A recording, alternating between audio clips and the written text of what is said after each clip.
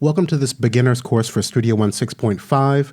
And to start, I'd just like to say that I created this particular tutorial for those who are just getting started with Studio One, or those who have never used a DAW before, and also for those who are just struggling to make sense of everything within this audio application.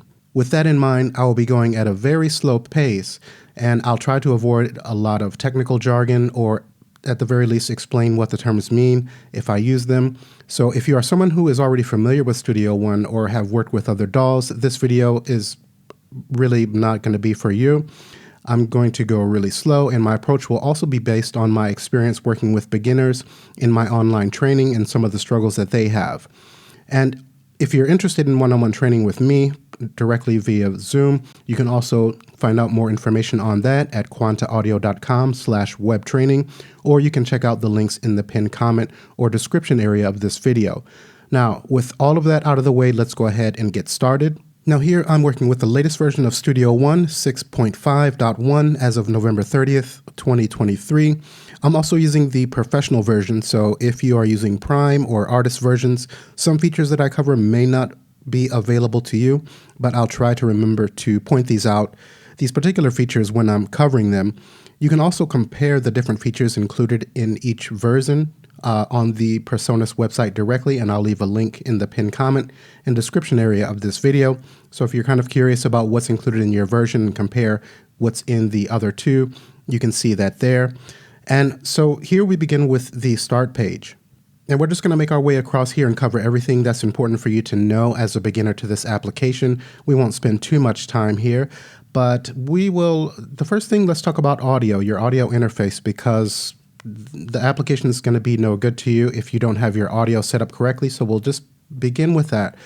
And if you have a Presonus audio interface and you have that plugged into your USB port before you launch Studio One, it should default to that audio interface if it's manufactured by Presonus by default. For this tutorial, I'm using Windows Audio because I need to use that in order to capture the audio from Studio One in my screen capture software. But you can check on the interface that's currently set up in Studio One by taking a look in the center of this window here, and you'll see mine says Windows Audio. We can click once on that title, and then we can use this drop-down menu up at the top to see any available audio interfaces available for us. So I have a Focusrite that I can switch to that I normally use when I'm producing. But again, just for this tutorial, I'm using the Windows Audio. Now, depending on your audio interface that you have selected, they typically will come with their own proprietary software that often you'll need to install along with it, and you can access the settings in that software by clicking on the control panel. Now for me, since I'm using Windows Audio, this is just going to bring up the Windows Audio display here, and I can make some adjustments as far as the playback devices and the recording devices. I can also adjust the latency. So if you're using Windows Audio, if you're stuck with that, you don't have an audio interface yet, you can make some adjustments here. Selecting exclusive mode will give you an improvement in your latency, and we'll talk about latency study in just a minute here because I know that's a technical term. It's basically just the time it takes for your audio to go through the microphone, through your interface into Studio One, and then back out to your headphones or your speakers. The delay, the amount of delay that is involved in that process. But let's go ahead and close that out. Again, you can access your audio interface proprietary software by clicking on the control panel. If you have a USB audio interface, you're also going to be able to adjust your block size here. Since I'm using Windows Audio, I cannot. But then you can see your input and output latency see here in milliseconds and samples. Now, something important that I want to mention, because I see a lot of comments about people who are using Studio One, but they want to switch to YouTube. They maybe have these open up on two separate monitors and they're watching a tutorial on YouTube, but they can't hear the audio. Now, if this is unchecked, the release audio device in background, Studio One's going to take the audio from your interface and keep it all for itself, and other applications are not going to be able to use it. So I personally leave this checked so that if I want to minimize my Studio One and go to YouTube or other audio software where I need to hear it, then when I minimize Studio One, it's going to release my audio device and allow those other applications to use it. Okay, so clicking here, you can choose your audio interface. You can adjust your settings by clicking on the control panel, more detailed settings for the audio interface. We're just going to use Windows Audio for the tutorial. I'll click OK. We're all set up. We can see that. We can see our sample rate and the samples. And just know you have configure audio interface, which is going to take you to the same window. So clicking here or here. If you have an external MIDI controller, then you can click on configure external. Then you would want to come to the add, find your particular model. Say if you were using the Akai MPK Mini, you can select that.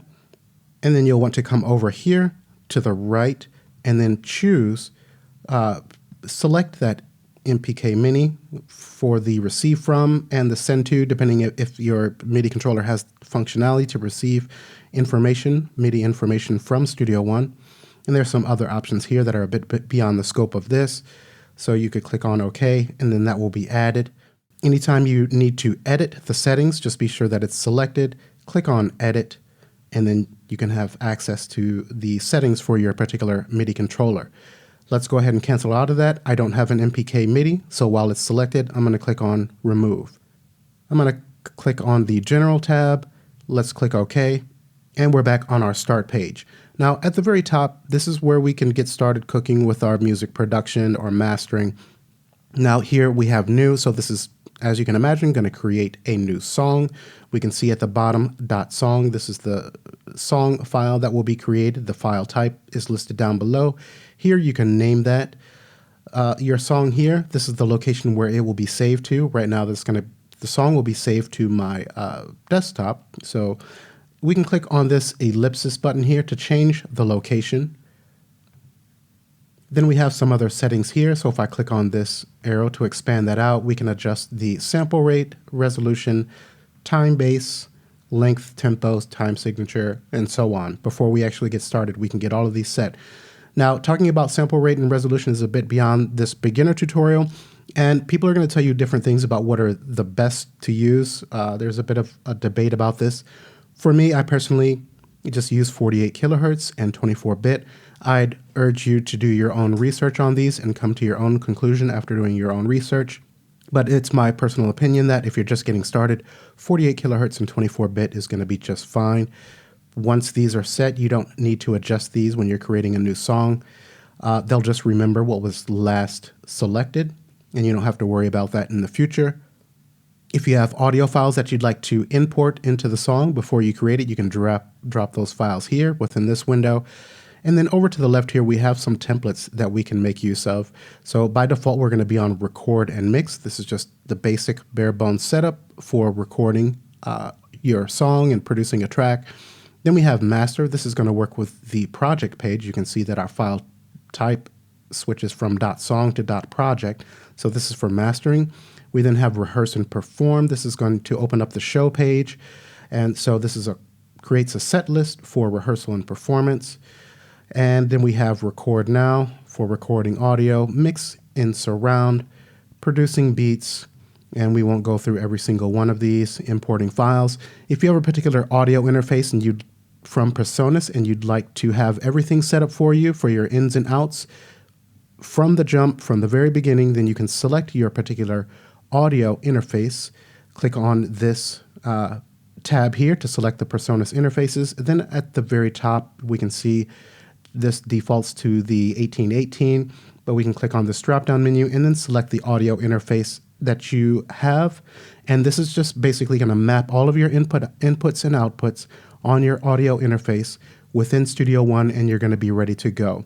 And then lastly, we have some demos. So if you have those installed, you can check out some demos and see what other people have done within Studio One and how they're working with their mix, the effects that they're using, and so on. But let's just come back up to the top. We'll select record and mix, and you do have the capability to create your own templates within Studio One. And if you do that, those will be shown under the user tab. So we can see, if I select that, you can see your own user templates here. But we'll come back to the templates and we'll do the record and mix. And let's click on OK. And now we are on the song page. Now the first thing we'll do is get a lay of the land, because this is for complete beginners and those who are frustrated with getting started, it's important to really take the time to learn some of these really basic and boring things, because otherwise you're going to shoot yourself in the foot and it's not going to be any fun to use the application. So we need to take note of several main areas, and basically up at the top, we've got some tools that we can access here and our quantize panel, and we'll come back to this and take a closer look. Then to the left, we have our track column. So as you add tracks to record your audio or record virtual instruments, your tracks are going to show up in this track column, and we'll see more about that in just a moment. Now we have the eye here. We can click on that and see our inspector. And our inspector is going to give us more information on the particular track that we have selected. This will make more sense in a moment. Once we add some tracks, we'll come back to this. But just know by clicking on the eye, we can access our inspector here. And we also do have shortcuts that we can use for the inspector. That's F4. Now over in the center, we have our arrange view. So any of our audio recordings are going to show up in this area, our MIDI recordings as well. If we're working with a video track, that's going to be here as well. Now over to the right, we have our browser, and we can see here we have instruments, effects, loops, files, and so on. These correspond to the tabs up above, so instruments, effects, loops, files, and so on. So if you are looking for a virtual instrument, we can click here or on the tab up above, and then we have a window here that shows the available instruments to us.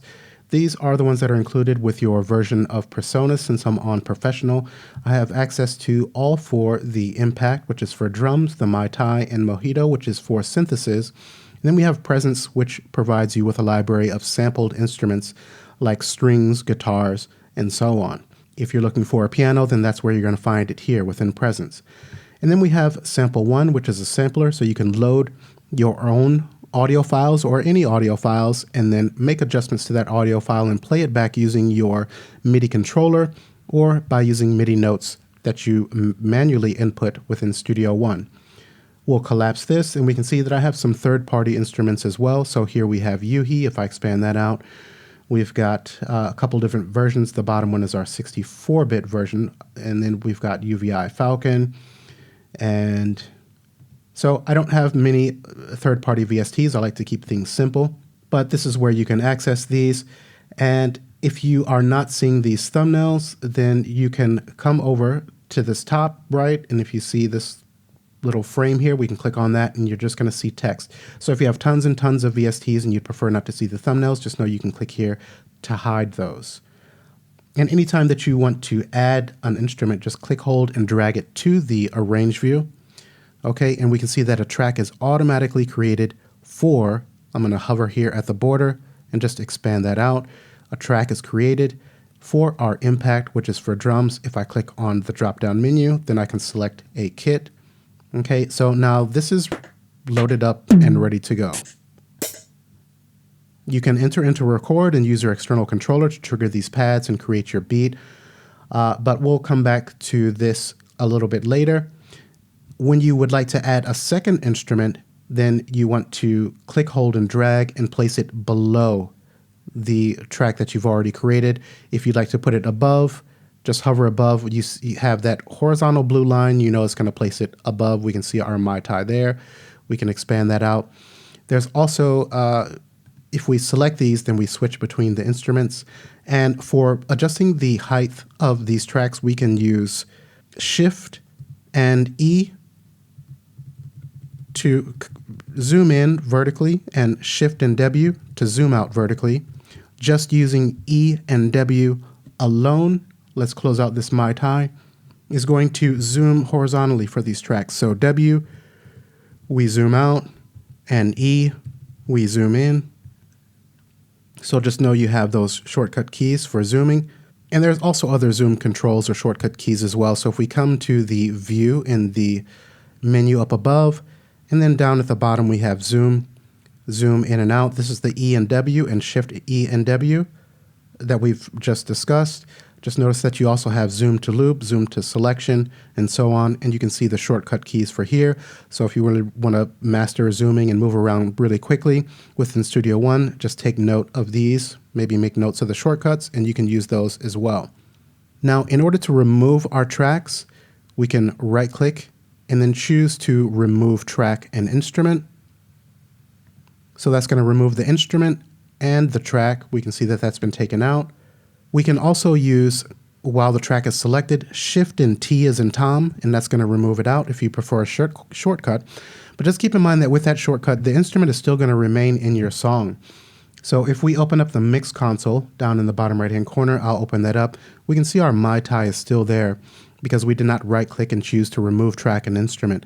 So just know that you would need to come here to your mix console, click on that drop down menu, and then at the bottom we have remove, and that's going to take that instrument out. We are now back to a basic beginning for our song. And let's go ahead and collapse this panel here. And moving on, we have our effects, and these can be added just the same as the instruments. So if I click, hold, and drag this to our arrange view, then a track is created and we have our auto filter that's placed on this track. So here we could bring in a beat delay and just drop that, and we can see beat delay. Here's our auto filter, so we can switch between the effects that we've added on our track. And notice that an audio track was created when we drag the effects in. And I had mentioned the inspector area, so by clicking on the eye, we can expand that out. And you can see with this track selected, we have more details about this track as far as the tempo, mode, whether it's going to be in time stretch, follow, or don't follow, the time stretch mode, whether it's going to be drums, sound, solo, and tape. These are a bit beyond the scope of this tutorial, but just know that you have more details for your track here. And I also wanted to mention that you can see your effects that are on this particular track by opening up the inspector, and we can see our auto filter and our beat delay. I can double click on the beat delay to open that up. If we single click, then we can see a micro view for our added effects, and we can make adjustments here without needing to open up the window for those particular effects. Single clicking again, we collapse that micro view, and let's close out the browser and open up our mix console by clicking at the bottom right here. Let's hover on the border. We have the double arrows. I'm going to pull this up a little bit. Let's pull our sends down, and we can see our auto filter and beat delay here in the mix console as well. If I double click, we can open up the window. Again, we have the tab at the top where we can switch to the beat delay. We can close that out, but you have several different areas where you can access your effects. And anytime that you would like to remove an effect, we have this downward facing arrow here in the mix console. If I click on that, we have remove. That removes our beat effect. And you can notice that it's been removed here in the inspector. We can also do this within the inspector, remove, and the auto filter has been removed as well. But let's close our inspector and close our mix console and come back to our browser. The next tab we have is for our loops. So each version is going to come with a variety of different loops. As you move up from prime to artist to professional, then you're going to have more gigs of content, more instruments, more loops, more sounds available to you. And we can access those here. We have a sort by area up at the top. So these are basically work in tiers. Whatever you set this first one to is what you're going to see here initially. So this is set to instruments. So we can see we have organ, mallets, guitar, effects, and so on. Then we have type. So if I were to expand out the bells, then we have the different type: audio files, documents, music files, video files. Then we have style. So if we expand out the audio files, then we can see we have world. Then we open that up and we can see the actual samples. Now you can use your up and down arrows on your QWERTY keyboard to navigate within this loop area. If you're all the way down to the bottom, if I hit the left arrow key, then we move all the way up to the top. I'll tap the left arrow again to collapse that folder. Let's move up, left arrow to collapse that, up arrow, left arrow, collapse. So this is a quick way to navigate. If I use the right arrow, then we expand that out, down arrow, right arrow, and there's apparently no audio files for the organ, which is weird. We'll left arrow to collapse, left arrow to come up, collapse, up and down arrow to navigate. So just be aware that you can use your up, down, left, right arrows to quickly navigate within your loop tab. And something else I want to mention regarding the loops that are available, you can come to the menu up above here and where you have Studio One. You can see your Studio One installation, the second option down. If we click on that, then this is retrieving the product list, but you can see by clicking on these arrows, okay,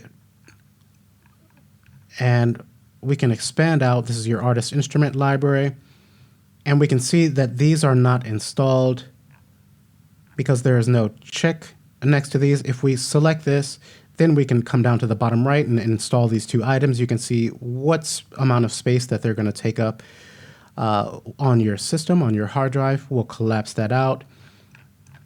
And we have some different selection areas here where we can choose what we're going to see in this window here. So I actually have the Studio One Plus subscription, so we can see the content that's available for it. If I deselect, this is going to make our options a bit smaller. Let's take away the extensions and other. Okay, so here's Impact drum kits. You can select this. You can see the size. Just click on Install. Let's go ahead and reselect these. We can see we have more options that become available to us. We also have some options up at the top here for minimal installation. This is going to basically install minimal items. You can see what's going to be installed and their size, recommended installation, and full installation, which is probably going to be really huge, 193 gigs. And that's because I'm using the Studio One Plus subscription. You get everything that they have. Come to the top and we can see available updates, and we can also see installed content by clicking up above. So just know that you can come to this Studio One installation window and see what's installed, download all of your content, check for available updates, and so on. We'll close that out. And next we have files, and you can access the audio files or your sample libraries that are on your system. So I've actually mapped my sample library within Studio One. So this takes me directly to my Quantum Media folder and my sample library here and expands everything out. And again, we can navigate similarly with our up and down arrows and left right arrows as we did with the loops that we saw a moment ago. Quickly navigating here. Anytime that you want to audition a sample, you do need to, let's come to the drum samples and expand this one out. You do need to double click. This will not start to audition your audio sample automatically. So I'm using my down arrow to move down. You need to double click. Then you can hear your sample, and then if I use the down arrow, now it's going to automatically play everything back. Okay, and then down at the very bottom, we have stop, play. We can play this in a loop mode. We can have it so that it will play at your song tempo. We're set to 120 beats, so these tempos will play back. They will be auditioned in relation to whatever tempo that you have set when you have this engaged here. You can see that that's blue when it's engaged.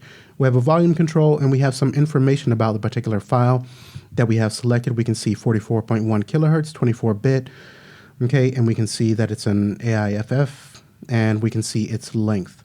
Okay, so now if you have a particular location that you would like to have easily accessible, as I've set up my sample library, you can just navigate to that particular location. So my Quantum Media folder, if I right click on this, and then I can choose at the very top, we have set as root, and we can see that that shows up at the very top. And that actually replaced my sample library. So let me set as root, and let's come to the free sound. And what we would like to do is new tab from here. Okay, so now that's going to be added in addition to any other quick access that you have set up here. So my sample library, we go directly there. Free sound, we go directly into that folder. If we'd like to remove, we can right click and then choose close tab, I believe. Yep, and now that's been removed. And let's move on. We have our cloud. You can access the cloud and make purchases from Studio One. You can go to the Exchange and exchange different files and items with other Studio One users. Then there's the shop, which is actually where you can make purchases. Then you have the pool, so any audio that you record is going to be stored here. So even if you record an audio passage here or a vocal, even if you remove it from your arrange view, you'll still find it in your pool, and you can drag from here and bring it back into your song or your arrange view. Let's come back to the home page, and just know that when I hover, there are shortcut keys for each one of these. So actually it's not showing up, but instruments would be F6, I believe, F7, F8, F9, and so on to use shortcut keys to access these tabs. Now, down at the bottom, we have the browse where we can use this. The shortcut key for that is F5, and we have our mix console, which we've seen earlier. And for accessing this, we use F3, and then we have edit. So you can use F2 to access this. You can open up the editor to view audio recordings and MIDI recordings, audio parts and MIDI parts rather, within the arrange view. We'll take a look at that in just a moment. And let's actually be sure our audio track is selected, and I'm going to Shift T to remove that out. And one other thing really quickly is we can have a full screen view of Studio One. So if I press Shift and F as in Frank, we can see we enter into full screen mode, and we get rid of kind of that taskbar at the bottom and a nice clean view of Studio One. But for this tutorial, I'm going to Shift F to take that off just in case we need to view the menu up above. Okay, and to the left of our three buttons here, we have our transport controls, and it looks like there's a lot going on here, but basically let's quickly make our way through this. We have MIDI. This is going to give you information when you trigger your MIDI controller to play the keys or pads. These should light up, the left one. This is one of the first places I always look if there's an issue with MIDI. If this is not lighting up orange, this right-facing arrow, when you press your keys or play the pads on your external controller, then you know you may want to check your physical connections before they arrive to your laptop. Okay, if we click on this, then we can see some more information. This will actually display the MIDI notes and MIDI data coming in when you trigger keys or pads. Just know you can also use this for troubleshooting. Here we have performance. The top bar is going to be for your CPU, and disk activity is the bottom one. We can click on performance here, and then we can see a readout for our CPU and disk activity in a larger view. We have dropout protection, enable plugin nap. We can turn that on and off. So plugins that are not being used while you're playing back, those are going to go to sleep and save you on processing power. We have our cache, used and total amounts. If we click on this box here to show devices, you're going to see devices that are within your song. So let's come to the browse. On the instruments tab, let's expand this out, bring in an impact. Now when we come back to performance, we can see, as long as you have show devices checked, we can see our impact and what's going on with it in our song. Okay, let's disengage show devices, close out that window, and let's right click on our track and we will remove track and instrument. Then we have our sample rate here, milliseconds. We have the amount of recording available on our hard drive. I've got 2 days and 10 hours. That's going to vary depending on the size of your hard drive. Then we have a readout of our playhead, its position. So here we can see this is currently showing seconds. And then this readout here is showing bars. So we're on bar 3. If I come here to bar 2, we can see bar 2 and the seconds, 2 seconds into the song. We then have our center transport controls. So the center left and right arrows are going to fast forward and rewind. We can see that just by clicking and holding, we can move throughout. The outer arrows are going to move to markers that you create in your song. This arrow will take you back all the way to the very beginning. We have stop, play, and record. And then we have our loop button to activate a loop, which we don't have set up. We'll come back to that in a minute. We have our left and right locators for our loop. Then we have our click track. So if you need a click track, you can engage that, or the metronome as it's called. When I play back, we can then hear that. If I disengage, that is then taken away. Let's press the space bar to stop. Now, be aware that if we click on this wrench icon, we can access some more settings for our metronome. So we can adjust the level for our accent and the beat. We can even change the sound that is being used for our metronome. We can make use of an offbeat if we'd like that. And again, choose a particular sound for it. And we can actually store our settings as a preset and then come here to load different presets. We can access our pre-count and pre-roll. Just notice that we can also do the same thing within our transport here. So with these, this is our actually record mode replace, but here we have our pre-roll, which we can activate and deactivate. And then we have our pre-count, which works in tandem here. You can see as I deselect here, then that circle is no longer blue. And we can determine our pre-count and pre-roll amount by setting that here. Let's go ahead and close this window out. Okay, and then next we have our timing. So by default, we're on 4/4, but this could be changed to 3/4 or whatever you would like to work with. Just by clicking once and selecting from that pop-up menu, we can then set the key for our song here. And then clicking once, we can put in a tempo manually, or we can click, hold, and drag up or down, or we can click repeatedly with our mouse and tap in a tempo. And of course, you can assign a shortcut key. So you can press a shortcut key to press that key on your QWERTY keyboard, and then that will adjust in that way as well. Now, anytime that you would like to set up a shortcut key, we can come to Help, Keyboard Shortcuts, the second option. And actually, I'm mistaken. This is just going to show you all of the keyboard shortcuts that are set up. So you may want to take a look at this and make some notes of that if you're a fan of using shortcut keys. But for setting up your own, what we really need to do is come to the Studio One. And then we have at the bottom here, keyboard shortcuts. This is going to open up a window here where we could type in, say, tap. We were talking about tap tempo. We can see that here. I just typed in tap in the search field. This is what we were clicking on manually with our left mouse button. We can select that, and then we can see that I've set up B on my QWERTY keyboard as the shortcut key. But if there's nothing here, we can, let's say, remove that, and now we don't. This is what it's going to look like for you. Just be sure that this field is active. I'm going to press B down here where it says enter key, assign. Now we can see B has been assigned. We'll click OK. So now just notice here our tempo is at 115, and as I repeatedly press B as in boy on my QWERTY keyboard, we can see that that's adjusting. But I'm going to go ahead and click once, and let's set that back to the default of 120, press enter. And then here we have level meters for our main out, our master channel, and then a level control where we can click, hold, and drag that up or down to adjust our master gain. If we close out the browser and open up our mix console, you can see that as I adjust this level here, we can see our master fader is being adjusted. And likewise, if I adjust here, that's going to adjust our level here. Holding Control and clicking is going to take that back to the default of 0 dB. And then we can see finally here we have stereo, which is going to be on by default.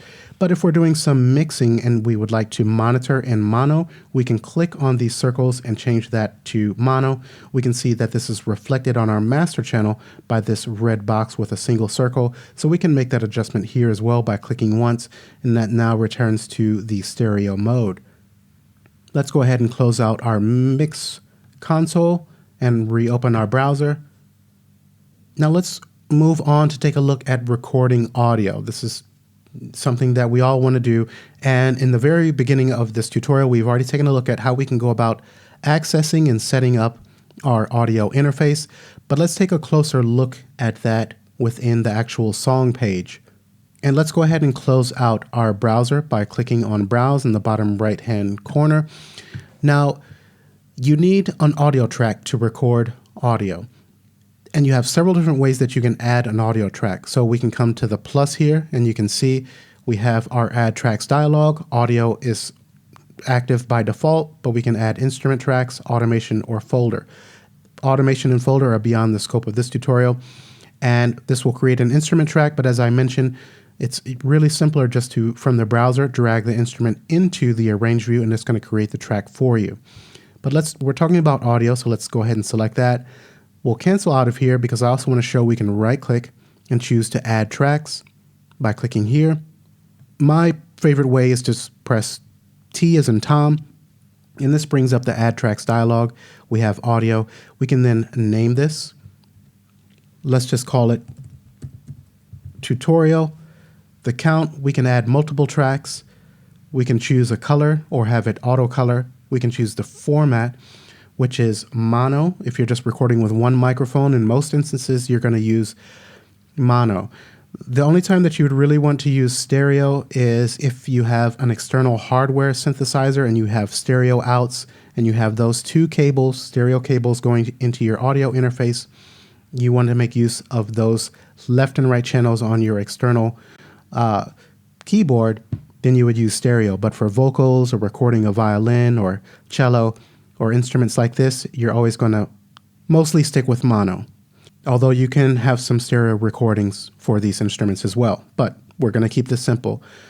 Now at the bottom we can select our input. Since I'm using Windows Audio, I just have left and right because my laptop has two mics on the screen, one on the left and one on the right, and that's what these represent. Since we're using mono, I can only use one of those. And then we have our output, which is going to the main, our master out. You'll typically not want to change that. We can now click OK, and we can see our audio track has been created. I'll hover at the border just to make this a little bit larger. Now let's take a more detailed look at our audio routing for our interface. And one way that we can go about doing that is by coming here where it says Input L, Mono, click on that downward facing arrow. Actually, let's click here where it says Input L, and then at the bottom we have Audio Input Output Setup. Okay, so this is going to show you everything that's going on. These are the physical inputs, the left and right microphone in my instance on my laptop screen. These are the physical connections, what Studio One sees. These are what you're going to see within the application itself. You can see this says Input L and this says Input L. If you have a, say, Presonus audio box, then you're going to see a visual representation of that audio box here, and you're going to see, if you have the two channels that are here, and then you'll probably see three here. The top one is stereo. So if you have, again, an external keyboard with left and right audio and you have those plugged into the two inputs on your interface, you'll want to select stereo. And this is going to be, for me, this is just the left and right microphones on my screen, both at the same time. Then these are bridged. If I deselect these and apply that, now you can see there's no more audio. The meter is not moving for this. So these need to be bridged between the physical connection and the logical representation that we have within Studio One. So once I click here again and add these back, let's apply. Notice there's no activity, but once I apply, we can see that as well. And this applies to our mono inputs as well. So if I deselect here, the right microphone on my laptop, if I deselect that, apply, right now we have activity, I apply, and that right microphone on my laptop screen is no longer active. So if you're having issues with not hearing any audio or not seeing activity here, just be sure that you're bridging the connection between your physical input and the logical representation within Studio One. So now that I've clicked and put that the box back in, apply, we can now see that that's active again. And we can always rename these. So if you have, say, an 8-input audio interface, you can click once or double click here and then call that Input 1, move on to the next, Input 2, and so on down through the 8.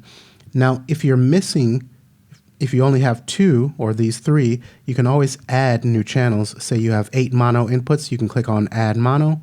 Okay, add mono and keep going until you have 8 mono inputs. You can again double click, rename them as you like. And of course, if you have 8 inputs on your audio interface, you're going to see those physically represented up here. And then you'll just need to be sure that you put the box to bridge those connections, apply it, and then all of those will be active for you. And once you've got everything set up as you'd like, you can choose Make Default. And then you don't have to worry about setting up these connections every time you create a song within Studio One. It's just going to be set up for you and ready to go. You create your new song, add a track, select the channel that you want to use by clicking here, arm for recording, enter into record, and you're ready. Anytime that you'd like to remove some that you've added, just be sure that it's highlighted. We can click on remove. I'll highlight this one and remove. And then just note that we have a outputs tab. So if you have multiple outs on your audio interface, you should see those show up going across here. And you can add, as we did, mono or stereo outs with these. And just be sure that those are bridged. You can make that the default as well. Okay, so let's go ahead and cancel out of here. And now that we've got our ins and outs set up as we'd like, all you need to do to record audio, let's come to the transport and click this arrow to take us all the way back to the beginning of our song. We'll arm this track for recording. And by default, this is going to be set up for monitoring as well, so I can hear my voice back. If you're going to be recording audio, you'll want to use your headphones so that you don't get feedback in your studio speakers if you have studio speakers. Otherwise, that's going to feedback. As long as this is engaged, so once I turn this on, then we can hear my vocals are doubled. Right now, it's not feeding back for me, but typically you want to use headphones. And then at this point, all we need to do, we can see our level here. You first want to be sure that you're not clipping at your audio interface. So you'll have a gain knob and usually a LED next to that gain knob. So if you're going into input 1, set your gain level so that it's not clipping, your LED is not turning red. And make sure that you're not getting a red box here. That means it's going to be clipping in Studio One. But as long as you're not clipping on your audio interface, you should be good to go here. Okay, but first and foremost, get your level set properly at your audio interface. Play the loudest passage or sing the loudest passage of your song. If it's not clipping, you know you're good to go. If your level is low, take the gain up a little bit. Then you can enter into record at the bottom. And then we can see a waveform that shows up to represent what's being recorded, whether it's a vocal or an instrument. And then once we're finished, we can click on the stop in our transport or press the space bar. So now I'm going to press W to zoom out a bit. And let's come back to the beginning of our song by clicking here. And then we can see our audio recording. And if I play this back, the bottom, and then we can see a waveform that shows up to represent what's being recorded, whether. Okay, and so it's as simple as that, recording your audio.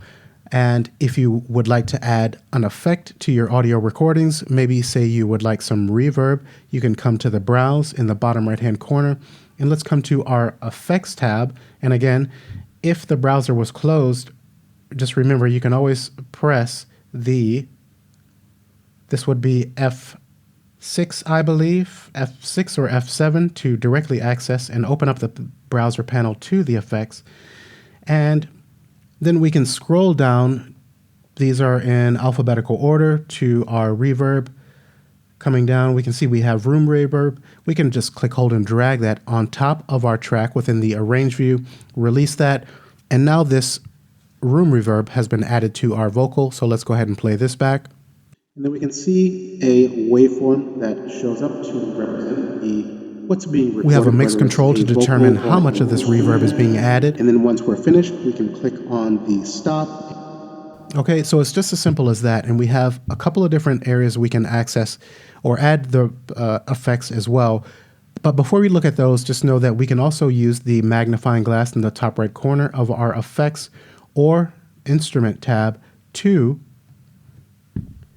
directly type in, say, compressor. Okay, and then that's going to bring up results at the bottom. Then we can click, hold, and drag that onto our track. And now we can see a compressor has been added. We can access, as we saw earlier, the different effects or processing tools by clicking on the tabs up above. We can also change the order of these by click, hold, and drag. Typically, we want to have our compressor before our room reverb. Okay, now I'm going to come to the top and turn off the search to go back to the regular view. Let's close our browser and let's close this window here. And again, if you remember, anytime you'd like to access your effects, there's a couple of different ways. We can open up the inspector, and in the center area here, we can see our compressor and our room reverb. Again, clicking once, we can access the micro view for these and make some adjustments to the main settings. Clicking once, we hide those. Double clicking, we access the effect directly. Click on the eye to hide the inspector. And if you remember, accessing the mix console, we can see our compressor and room reverb here. We can double click or use the tabs up above once these are now open. To remove, we use the down arrow, and then we have remove here. Okay, we'll remove the reverb just to show that we can, with the mix console open, if we'd like to add effects here without using the browser, we can click on the plus button here, and then we can perform a search, say for our reverb again. And for this time, I'm going to use a third party, the Spark Verb. Click once to select that, and we can see that this is now added to our channel. If I play this back, see a waveform that shows up to represent what's being recorded. Okay, and so again, we can use the tabs up at the top to switch between the two, and we can see them listed here. If we'd like to remove, use the down arrow and remove. We can also use the downward facing arrow here and remove. And let's hover at the border and click and drag this up. We can actually access a micro view for our third-party effects as well. Here we can adjust the room size, decay time, and so on. Clicking once, we can hide that view. Double-clicking, we access the window directly for the device. And as you can imagine, adding here within the mix console is going to be exactly the same as doing so in the inspector. Let's come here, and then we have the same plus button that we saw within the mix console. Click plus, we can do a search as we did for the reverb in the mix console, or we can come to the Presonus or your third-party folders, expand those out, and we have a list of our channels, of our effects here. So we can add the Pro EQ, and we can see that that's added at the bottom. That pops up. We have our Spark Verb, compressor, etc. If we'd like to put our Pro EQ before our compressor, we can do that within the inspector by click, hold, and dragging. We have that horizontal blue line that's going to show where that's going to be placed. We want that at the top. Now we have our Pro EQ, compressor, and Spark Verb. Let's close out this window, our inspector, open up the mix console, and you can see that we can do the same thing here. Click, hold, and drag to adjust the placement as well here. Now, something else I want to mention, let's make this audio track a bit smaller. I'm going to press T as in Tom to add another audio track. And we'll just call this one Test. I'll press Enter to accept that. Now, I just want to mention that with the mix console open, if you've recorded a audio track and you've made some adjustment to the EQ or the compressor or any effect, and you would like to use those same settings on another recording, one thing that you can do here is click, hold, and drag, say the Pro EQ. You can click, hold, and drag, and it's going to add that Pro EQ to your new audio track with the adjustments that you've made. Now, I didn't make any adjustments to the Pro EQ, but if I had, those settings would be replicated on this second one that was created on our second audio track. So just know that you can drag your effects between your channels within the mix console, which is a pretty convenient feature. Now we can power on and off the individual effects by using the power button to the left here, these blue buttons. You can see that they turn gray when they're powered off. If you would like to turn them all on and off at one time, use the power button at the top. That deactivates or powers on and off these effects all in one go. And that can be useful for if you've added effects to, say, a vocal and you're not sure whether it's improving or making it worse. Sometimes when you're working with effects, it can begin to sound better and you think it sounds better. But if you want to hear it in relation to the initial recording, and if it's actually being approved, one technique you can use is by clicking on this top power button to turn everything off and then hear the original unprocessed signal or recording and then power it back on and that will give you a clearer idea of whether you're moving in the right direction or the wrong direction. And of course, you could do that individually with the effects as well. Let's go ahead and close out our EQ, and we'll close out our mix console. Now, there's a couple of things that I want to mention about our recording here, our audio recording. And if we click once, you can see we have this light blue border that has surrounded this audio event. And in the top left corner, we have a small triangle, the top left corner rather, and the top right, and in the center. Now, these will allow us to create a fade out at the end. Okay, you can see the audio waveform getting smaller as I create that fade out. So just know that you can use that for creating fade in and outs. We can adjust the slope for this.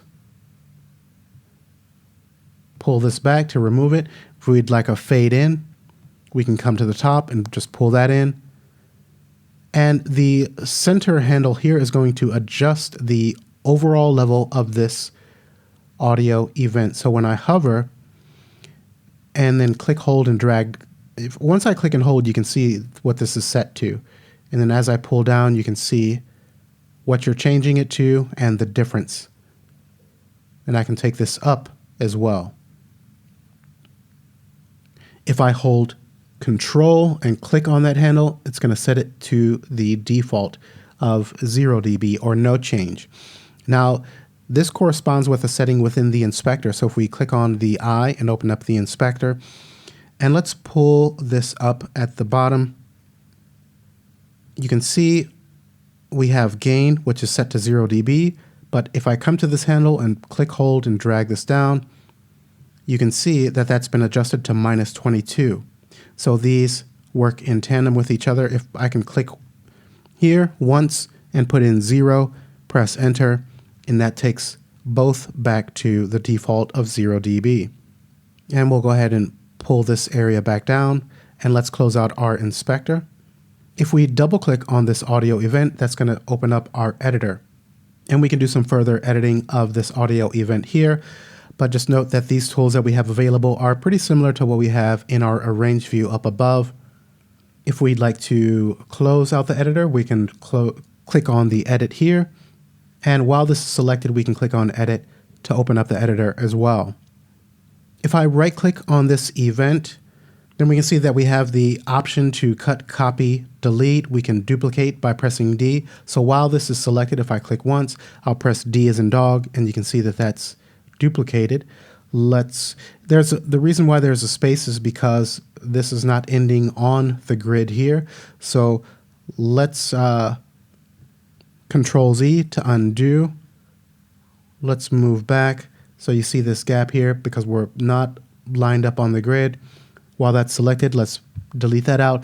Now, if I hover on the edge, this is something else to be aware of. We can remove portions of this audio event as well, but I want to have this snap to that bar 8.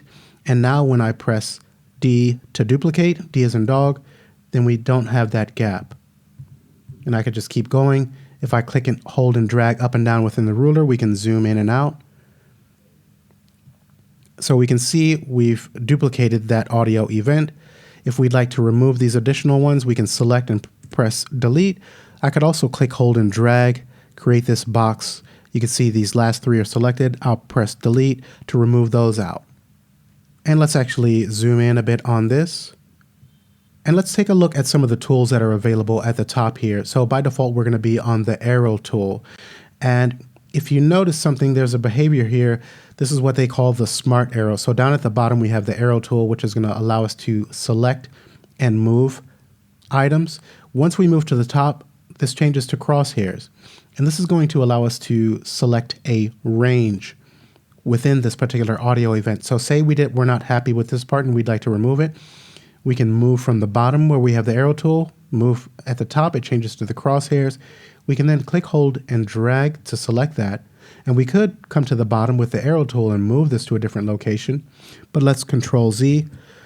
But while this is highlighted, I can also press delete to remove that out. So maybe you're not happy with this, hover at the top with the crosshairs, select this range, press delete, that's removed. Maybe you want to remove this. at the top with the crosshairs, press delete. So the smart feature function of the arrow tool is supposed to help you edit faster in instances like this. But let's Control Z, hovering at the bottom with the arrow. Now for me, when I have a lot of events in here and it switches from the arrow to these crosshairs, it drives me crazy. I don't like that. So if it drives you crazy as well, you can click on this bracket here and that will disable that smart arrow feature. And now no matter where you hover, you're always going to have the arrow tool. Now, if I press Control, you'll notice that the arrow tool switches to the range tool, which is here. So these are all of the tools that we have available. The arrow tool, our range tool, the split tool, our eraser, the paint tool, and this is mute, and this is our bend tool, and this is our listen tool. We can access these. You notice when I hover, they have numbers next to the name.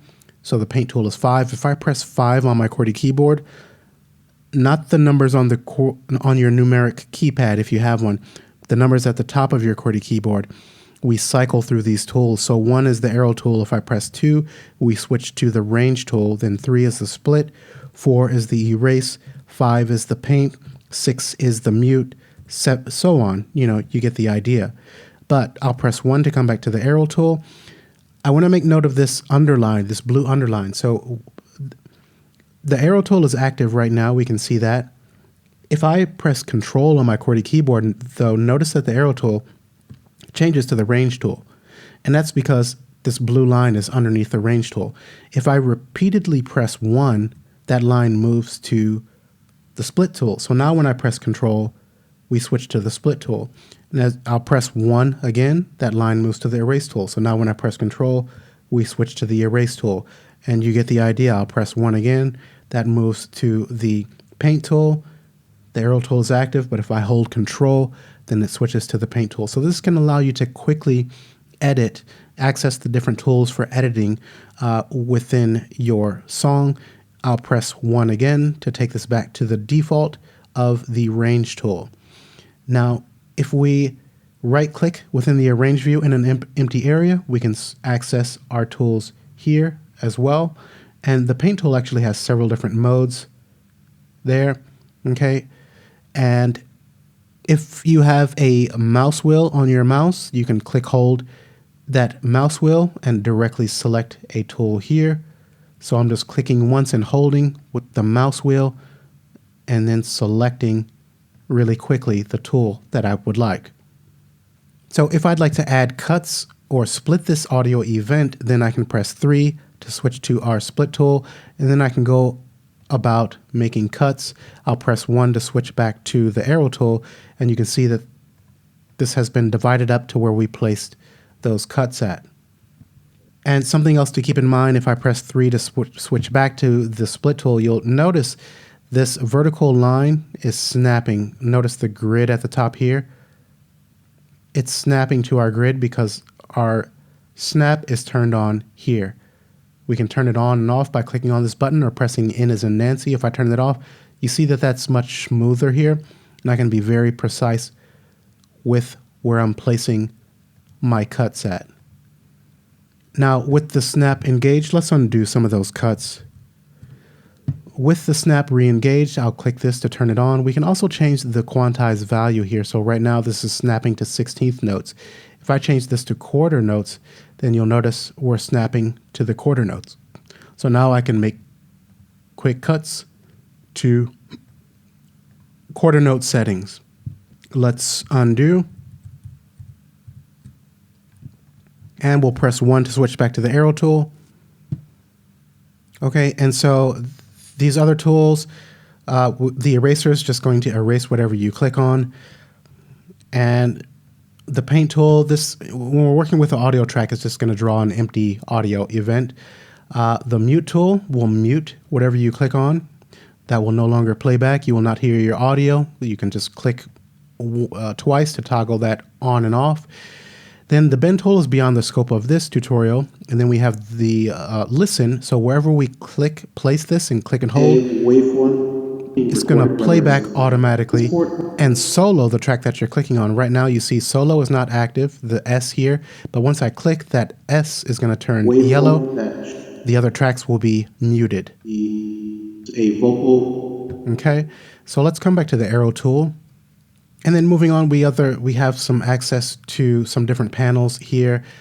These are beyond the scope of this tutorial, but this is our audio bend panel for kind of warping our audio. This is strip silence, where you can adjust the settings here to automatically strip silent areas out of your recording. We have our quantize panel for more detailed settings for working with quantization. This is our macros panel. And then here we have input quantize. So this is going to quantize your MIDI recordings so that the MIDI notes are going to be placed directly onto the grid. Quantize just means that things are snapping to the grid lines. So if your playing is off and you would like for your MIDI notes as you play them to be automatically snapped to the grid setting that you have set here while you're recording, you'll want to activate input quantize. And then this is our quantize setting, which we've already seen before. The time base, we can adjust this to be bars. By default, this is going to be on bars, but we can change this to be in seconds. You can see now that our ruler is in seconds, but we will change that back to bars. And note that you can have multiple or two different rulers here. So if I right click, we can open secondary ruler. Say we want to see seconds as well as beats and bars. Let's just click on that, and then that shows up here. Okay. If we'd like to get rid of it, right click and just click on that, and it goes away. Then we have our snap mode, our snap toggling on and off, which we've seen. We have our ripple edit and our auto scroll. So if we were to move our playback cursor here, I'm going to press the space bar to play back. Notice the screen is going to move forward. Okay, and that's because auto scroll is on. Let's click here to come back to the beginning. If I disengage that, play the cursor here, put the cursor here and play back, then we're not going to move forward. So if the screen is moving around on you and you prefer for it to stay in the same place, be sure that this auto scroll is disengaged. I'll re-engage and notice we immediately jump to the location of our playback cursor. Okay, let's stop and come back to the beginning of our song. We then have our cursor follows edit position, which will move the cursor to wherever you're editing.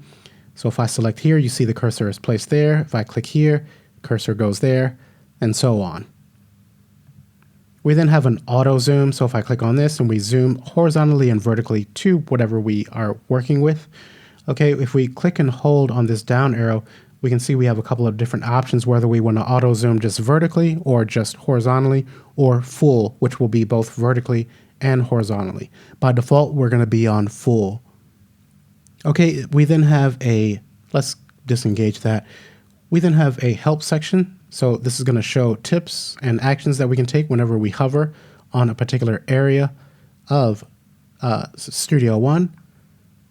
And then we have our video player, which we can open up. And then we have our scratch tracks, or scratch pad rather. So if I activate that, then we have the arrange view splits, and we can do some experimentation with this other area, or some people like to store different MIDI parts or audio events in this area. To keep this section clean, we can hover at the border here and pull this a bit to the side. Okay. And then if you add multiple scratch pads, these will show up here and you can access them in this drop-down menu or remove. Let's take that one out. And then here we have these three at the top, which I should have talked about much earlier, but we can access our account here and edit our profile on the Presonus website by clicking there. This is going to take us to the start page. If we'd like to go back to our song page, then we can click on that paper here. Notice that this is grayed out when we're on the song page because we only have one song active. But if we come to the start page, let's click on the plus to create a new song. We'll click OK. So now you see this grayed out page now is multiple pages because we have two songs open. We have two songs, so when we click on this, it's going to toggle between the two. Okay, let's just clicking once, we toggle between those two. If we come back to the start page, now let's create a new mastering project. I'll select master and release. Let's go OK. We're taken to the project page, but now when we come to this, now we can choose between the two songs and our project. So let's come to our first song that we started working with. If we want to go to our project, we click here, and then we can access our project. But I'm going to close this project. Let's just close. And we'll close this additional song out as well. Okay, now if we'd like to change the colors of our tracks, we can do so by clicking on this border here at the bottom. So while this track is selected, by clicking once, I'll just click once on that, and then we can come here and change to a different color. I actually don't like these default blue colors, so I always change these. And you can see that our events have taken on that color. Now these can be, the color of these events can be changed individually as well. So if I right click here, then we can see we have the green. If I click on that, this can be changed like so. We can also double click at the top and rename this. I'll press enter to accept, and you can see now rename, whereas these took on the name of our track tutorial. We can adjust the file tempo, we can speed it up, we can transpose it. This will be in semitones. This tuning will be in cents. We can see bend markers, we can add gain envelopes. We can time lock this so that this event will not move, if you click and hold and drag on it. We can edit lock it so that it won't be edited by mistake. And a ton of different options: cut, copy, delete. And again, these are a bit beyond the scope of this tutorial, but just know that when you right click on an event, you have a variety of different options that you can make use of.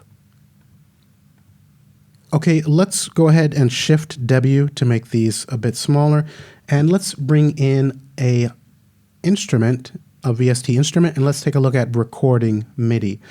Now let's come to the browse. We'll go to the Instruments tab, and we'll bring in a MIDI, which is a synthesizer, as I mentioned at the very beginning of this tutorial. We'll close out our browser. And I actually don't have an external controller connected, so what I'm going to use is my QWERTY keyboard. So I'm going to press the caps lock key on my QWERTY keyboard. And notice we have this small window that pops up, and we can see these represent our QWERTY keyboard. Now I can press these with my mouse, and let's actually change the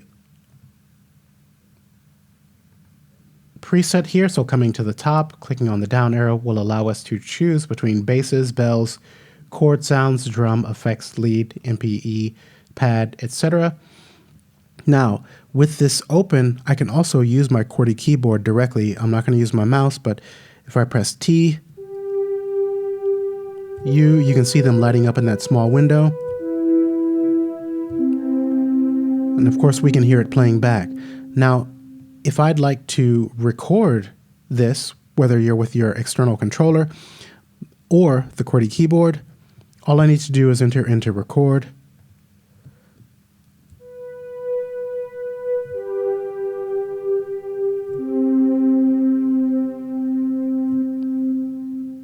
Let's press the space bar to stop. Let's close out our little QWERTY keyboard window here, as well as our MIDI, and you can see our notes are recorded there. Let's move our playback cursor to the beginning of this section by clicking in the ruler, and we will solo this track. This basically silences the other tracks up above. Let's space bar to stop to play back.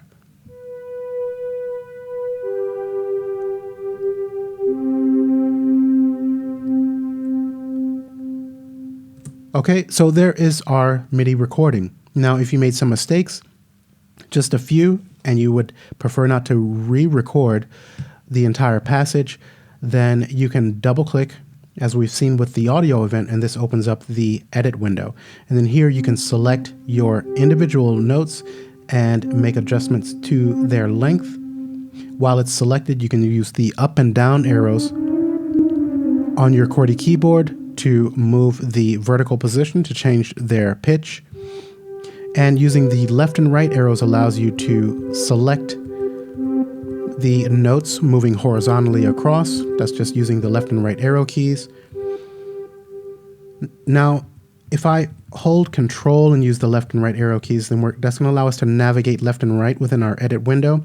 If I hold Alt, then that's going to nudge our MIDI note using holding Alt and using our left and right arrow keys. And if I hold Control and use the mouse wheel, this is going to zoom in and out vertically. And notice that when we reach a certain zoom level, we can see the actual pitch name for these individual notes once we reach a proper size for these. Now, there are some smart editing tools here when we hover on a MIDI note here. So when we hover at the bottom of this MIDI note, you see that our arrow tool changes to the split tool, and I can create a split here. If I hover at the top, I can adjust the velocity. Okay, notice the velocity bar here. This is basically the kind of how hard or soft you're playing this part back. So click, hold, and drag up and down. We adjust the velocity. Okay, now when you hover between two notes, your arrow tool is going to change to a glue tube, and we can glue those notes together. Now, if you don't like the tools changing when you hover in different areas of your MIDI notes, you can come to this downward facing arrow in the arrow tool selection here and just choose basic, and then that's going to get rid of that behavior. You're just going to see the arrow tool no matter where you hover. Okay, now coming back, choosing extended, we now have that smart tool working again. And then as we've seen up above in our arrange view, we have the different tools that we can access here. These are going to be a little bit different than the assignment to the number keys up above in the arrange view. So 1 is going to be our arrow tool, and 2 will be the split tool, 3 the paint, and so on. Now let's go ahead and close out our edit window, and we'll take the solo off of our MIDI. Let's press W to zoom out a bit. And we'll move on to take a quick look at the mix console and some of its settings. We won't spend too much time here, but we've already seen how we can go about adding effects and rearranging these, powering them on and off, duplicating these amongst the different channels. But let's take a look at some of the view options that we have here.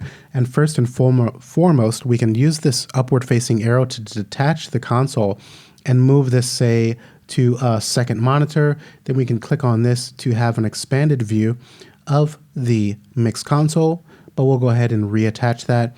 And let's actually take a look at the edit window by double clicking on this MIDI part, just to show that we have the same functionality here. We can click on this upward facing arrow, detach that, move it to a second monitor. Let's expand that out, and you have this really big boy, beautiful view of the editor if you really want to do some fine tuning and editing of your MIDI notes. Okay, we can reattach by clicking here, and let's switch back to the mix console. Now, of course, we can hover at the top to change the size of this vertically, and then moving over to the left, we can click on this downward facing arrow to add bus channels, effects channels, VCAs, or access our audio input-output setup, which we've taken a look at previously. Now, so you can access that directly by clicking on the I/O there. And then here we have this wrench icon where you can adjust some different settings. This is probably a bit beyond the scope, but just know that we have input control. So if I click here, take note of the top of our mix console, we can see that those input controls show up, and you can use these for gain staging your mix. We can then also change some of the visibility options. So if you'd like to colorize your channel strips, right now these are gray, but we can see the colors represented at the bottom. We can colorize those by selecting that. Now we can see the entire channel is colored. We can colorize our plugin headers. We can view channel notes, channel icons, okay, and so on. And again, this is a bit beyond the scope of this beginner tutorial. But then at the bottom, we have some different views. So we can choose between small and large. That's going to be vertically speaking. Notice our console got a lot smaller. We can expand that out. When we make use of this button here, you notice all of our effects are at the very top of our channel. and we can access those here. When we make this into the small view, we have this little button that pops up here, and then we click on that to expand out and access our effects in this way. Okay, we'll go ahead and make that large again. Then we have this narrow and normal view. So we're in normal by default, but if I click on that, we go to a narrow view. And then we have our show inputs, so we can see a representation of our physical inputs on our audio interface, our outputs. I only have 2 outs, so nothing really happens, but we have this little gray bar and that pops up. So if you had additional outs on your audio interface, those would then show up when you engage here. Once I click, you'll notice that this section disappears. Now here we then have the show external devices. So any external keyboards or drum pads that you have, those will be shown here. I only have the QWERTY keyboard connected or in use at this time. We then have these 2 panels that are showing by default. Our instruments panel, this shows any virtual instruments that are within your song. So if we come to the browse, let's bring in a presence. I'm just using my mouse wheel to scroll down. We'll bring in a presence, drop that into our arrange view, close that window out, and we can see that our presence shows up here. So this is going to allow you to kind of manage some of your virtual instruments while you're working on your song. Let's close our browser. We have a expanded view that we can make use of and some other options. By clicking on the downward facing arrow, we can remove our instruments, disable, store our presets, and so on. Let's go ahead and collapse that. But if we don't want to see this instruments panel, we can click on this here, that little keyboard icon. This is our channel list. This is really useful for if you're working on a song that has tons and tons of tracks and corresponding channels. That's a bit difficult to activate. Then you can use this channel list to kind of show and hide individual channels. And you can click, hold, and drag up or down to kind of do this in one fell swoop. You can also show and hide by track type, whether you want to hide your audio channels. You can use this button, show and hide your instruments by using that. Then you have effects channels, bus channels, and then your VCA channels and aux channels. We haven't added any, so these are grayed out, but you can show and hide those with these buttons down below. But if you don't want to see this channel list, you only have several tracks and channels, you can hide that by clicking there. But I'm going to set this back to the default setting. And we've seen numerous times our effects are up at the top. If we'd like to create a send channel to send multiple channels to a particular effect, then we can say we would like it on our tutorial and test. We can come to the sends, click on the plus, and we'll add an effects channel, and you'll notice that that pops up here. And this one is automatically routed to that effects channel, which is here. And then if we'd like to send the second one here, then we can click on the plus, choose the effects one, which is what that is. You can see that title down at the bottom, effects one. So now this is routed to our effects one, and this is going to allow you to save processing power. Instead of putting a reverb on both of these, we can click on the plus, type in reverb, press enter, and now we have this reverb on this single effects channel, or the send channel, and both of these are being routed to that effects. Let's pull this up a little bit, and we can adjust the amount that we're sending to that effects channel by click, hold, and dragging left or right. This determines the amount of our signal that's being sent here. If we'd like less processing, less reverb, we drag to the left. Dragging to the right, we introduce more of our processing or effect. We can double click at the bottom to rename our channels. We can click once to select, and then clicking once again while it's selected to change the color. Okay, and I think we will go ahead and wrap up here with our mix console. Actually, just a couple other things. We can change our inputs here at the very top. If you're not seeing those, then if I pull this down, you'll note that those go away when we're in a smaller view. But if you click, hold, and drag that up, you see that those pop up. So you can adjust and get yourself more space by clicking on the borders of these items here when you have the double arrow. And then here you can change the physical input that you're using from your audio interface on these tracks, and you can change your output there, but typically you'll want to keep these on main. We then have our panning. Click, hold, and drag left or right to introduce panning. Let's control click to take that back to the default. Now, if I right click on the panning window, then we can add automation for that.